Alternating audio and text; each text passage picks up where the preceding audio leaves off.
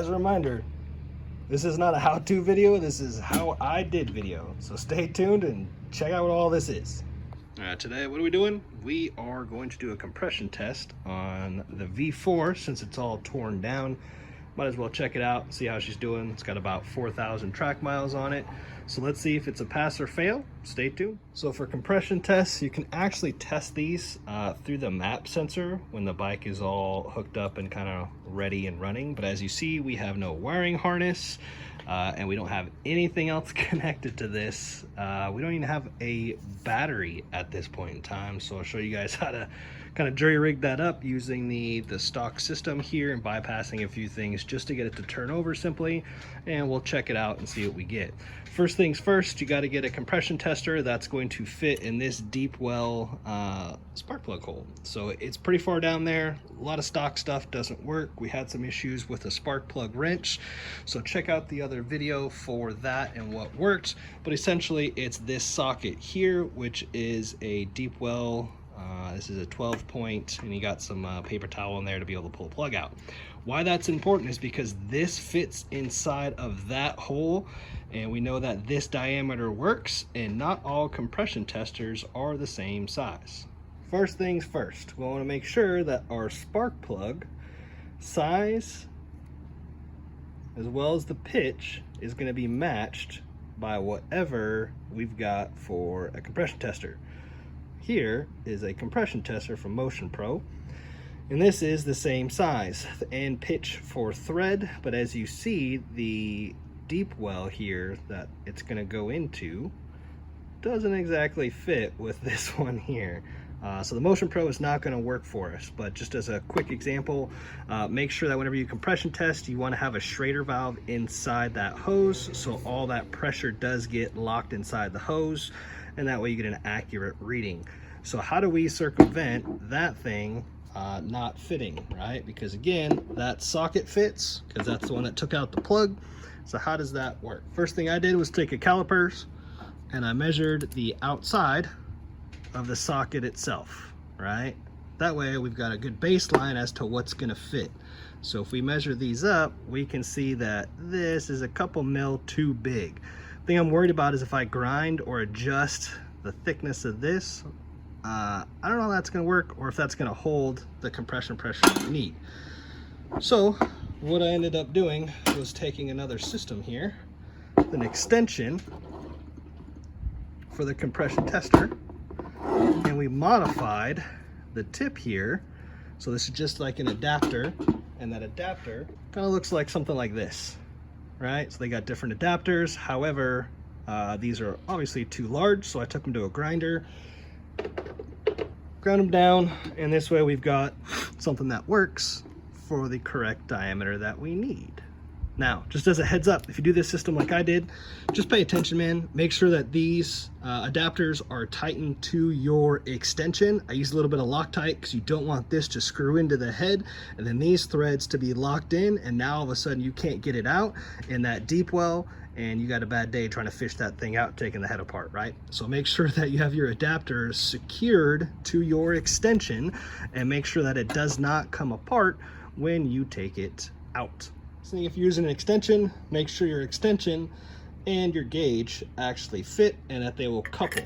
Sometimes you've got different brands which have different lengths of adapters, which is going to severely limit the use of your compression gauge. So this one, this Motion Pro, does not fit onto this style here with this extension. So if you're getting extensions, just make sure that they work so you don't get caught short.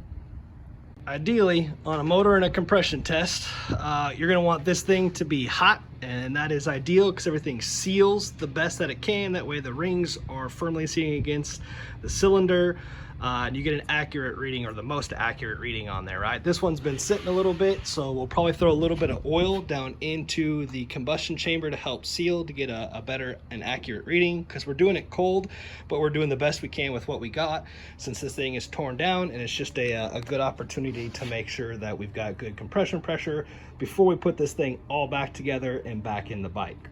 If you haven't done so already, make sure that your cylinders are numbered. Some of these do come pre-numbered. So this one you can see, cylinder 1 is over here, Cylinder 2 is over here, right? Got it marked up there. Cylinder 3 is behind us, and cylinder 4 is right there. So we have 3.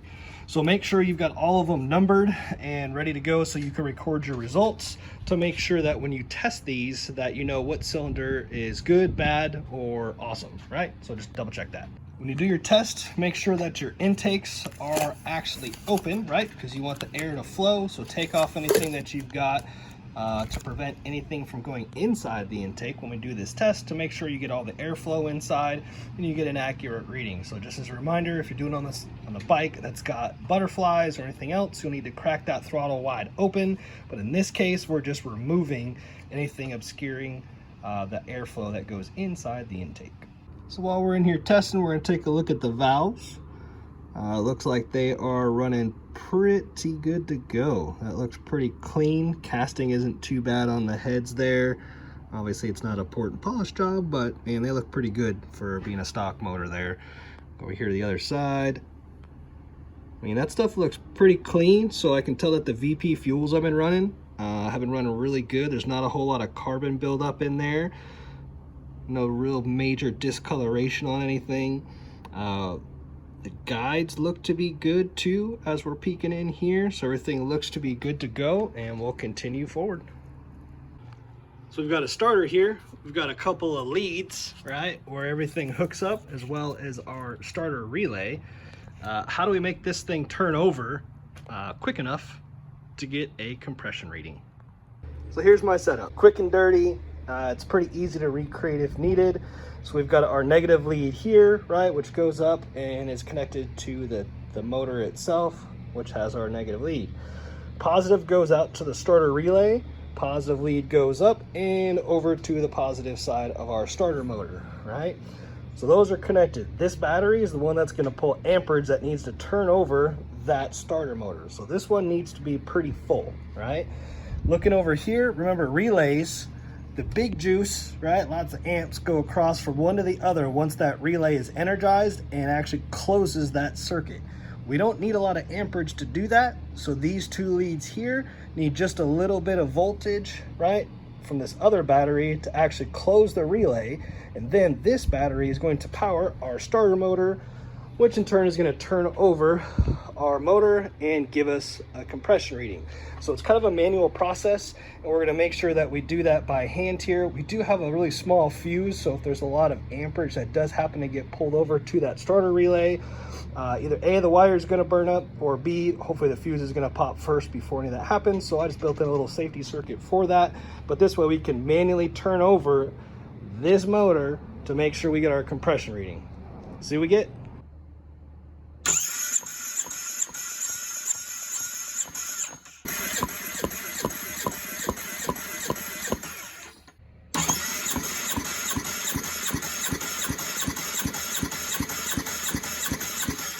We got cylinder 1 all finished. As you see there, that is like 225 and for cylinder 1. So now we repeat the process for the rest of the cylinders, just keeping track of everything and see what we get for a total and the difference between each cylinder. So that's the quick and dirty way. Let's see what the rest of them hold.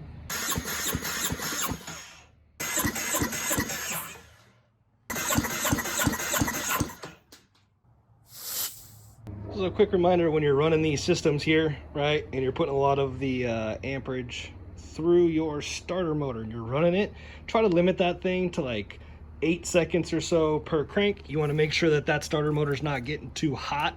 They do draw a lot of power turning over these motors, so just make sure that nothing's getting too warm when you're going through these cycles multiple times, checking all the different cylinders, right? So just make sure it doesn't get too warm. As you go through, give it a little rest if you need to, and that will keep everything safe. So our compression test is all finished up. We've got good readings on all 4 cylinders. Good news there. So everything looks to be good. We checked out the valves. Valves all look to be good. So now we can move on to the leak down test. So stay tuned next week and we will go through and we're going to bust out this bad Larry for a leak down test and see what we get there. Check it out.